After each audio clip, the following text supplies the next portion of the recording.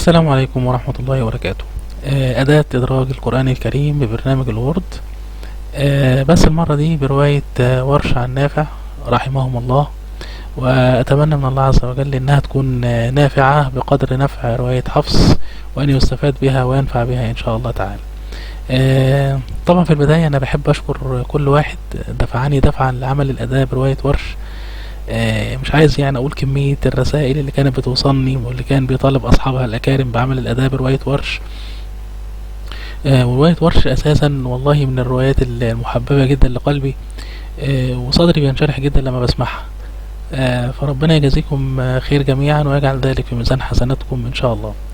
الاداء متشابهة جدا للاداء الاولى، مفيش فيها اي جديد، باستثناء كم حاجة كده هنقولها ان شاء الله خلال استعراضنا للاداء وامكانياتها. على سبيل المثال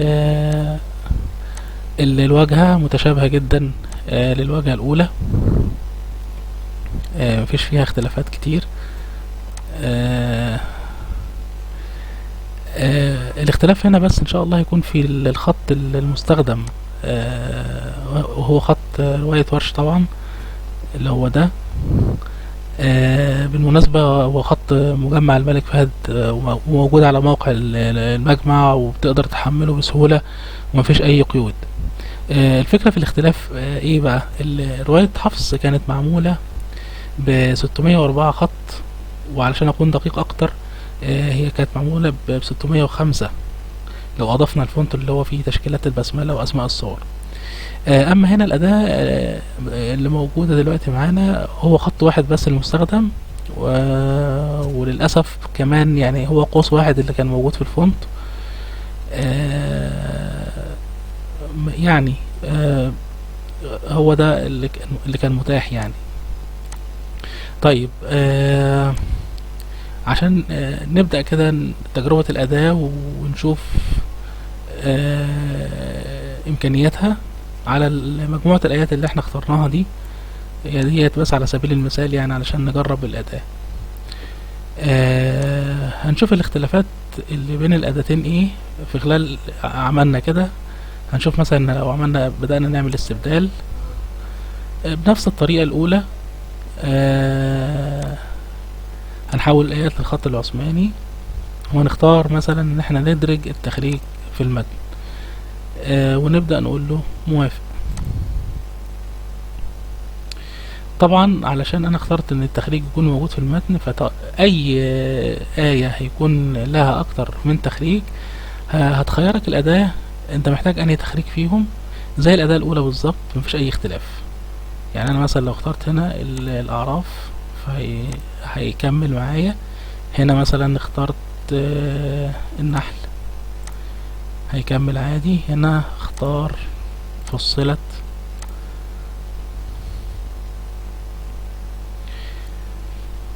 هنا اختار مثلا البقرة زي ما هي. طيب الحمد لله الاستبدال تم وكله تمام والحمد لله.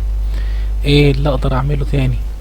في الحقيقة انا قلت بما ان الخط المستخدم هو خط واحد، فليه ما نستغلش الفرصة دي ونستخدم الأنماط علشان نقدر نتحكم في الآيات وتخريجها. فأداة حفص للأسف هتقدر تستخدم الميزة دي فقط في التخريج مش في الآية نفسها، وده طبعا من ضمن الاختلافات اللي ايه قلنا عليها. طيب تعالوا نشوف احنا ممكن نعمل ايه بموضوع الأنماط دي. لو فتحنا شاشة الأنماط كده هنلاقي فيه ستايلين جداد اتضافوا، اللي هو قرآن كريم ورش وتخريج قرآن ورش. طيب هل الستايلين دول ثابتين كده ما نقدرش نغير عليهم؟ لا، الميزة هنا بقى انك تقدر تدخل وتغير عليهم زي ما انت عايز. طيب تعالوا نشوف كده نقدر نعمل ايه وما نقدرش نعمل ايه. يعني مثلا لو انا جيت على الستايل ده اللي هو بتاع قرآن كريم ورش ده، لو جيت دخلت وعملت تعديل، ايه اللي اقدر اعمله وايه اللي ما اقدرش اعمله؟ طبعا بديهي يعني انا اقدر اغير اي حاجة الا الخط اللي انا استخدمته اللي هو خط ورش، الخط ده، لان ده هو اللي بيميز الآية بتاعتي والرواية بتاعتي، فما اقدرش ان انا اغير عليه اي حاجة. اقدر اعمل بقى اي حاجة تاني؟ تقدر تعمل بقى اي حاجة تاني. تقدر تخلي الخط مائل غامق، تقدر تغير الحجم بتاع الخط، تقدر تختار لون معين للخط عادي جدا. يعني مثلا لو اخترنا اللون ده للآية وتقول له موافق، كده خلاص اتطبق على كل الآيات اللي موجودة عندي مهما كان عددها في الملف. نفس الحكاية بالنسبة للتخريج، هقدر اعمل فيه المرة دي كل حاجة. يعني اقدر اغير في الستايل بتاع التخريج، بخلاف الستايل التاني. اقدر اغير هنا اي حاجة، ممكن اغير الخط ذات نفسه طبعا، لان انا ما يهمنيش هنا نوع الخط ده. اقدر استخدم اي حاجة تاني، تراديشن ارابيك مثلا، الحجم اغيره زي ما انا عايز بالشكل اللي يناسبني. اللون كمان اقدر اغيره زي ما انا عايز. طبعا تقدر تعمل اي حاجة هنا براحتك خالص على حسب احتياجك. قول له موافق. الميزة هنا بقى ايه؟ ان هو بيغير في الملف كله. كل الملف تم تغيير فيه الايات والتخريجات بالشكل اللي انا اخترته. وفي اي وقت طبعا اقدر ادخل تاني على الستايلين واقدر اغير فيهم زي ما انا عايز. طيب، كلام جميل وشكله حلو جدا وزي الفل، زي ما احنا شايفين كده اهو. طيب، هل الكلام ده بقى بينطبق على الايات اللي احنا استبدلناها بس، ولا الايات كمان اللي احنا هنضيفها؟ يعني انا لو جيت حبيت اعمل اضافة اية جديدة، لو انا جيت هنا قلت له ادراج اية واخترت اي اية تانية ما تكونش موجودة في الملف بالشكل ده،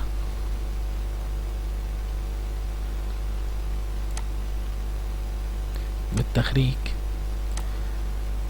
الميزة بقى ان انا هلاقي اي اية هدرجها تاني هلاقي الاعدادات اللي انا اخترتها هي موجودة متغيرتش. اخيرا اتمنى من الله عز وجل ان تكون الاداة نافعة للجميع، ومنتظر طبعا من حضراتكم اي اقتراحات او اي استفسارات او حتى ابلاغ عن اي اعطال لا قدر الله. طبعا الايميل بتاعي زي ما هو موجود، وحضراتكم عرفتوه من الاداة الاولى زي ما هو، تقدروا تراسلوني عليه. وجزاكم الله كل خير، والسلام عليكم ورحمة الله وبركاته.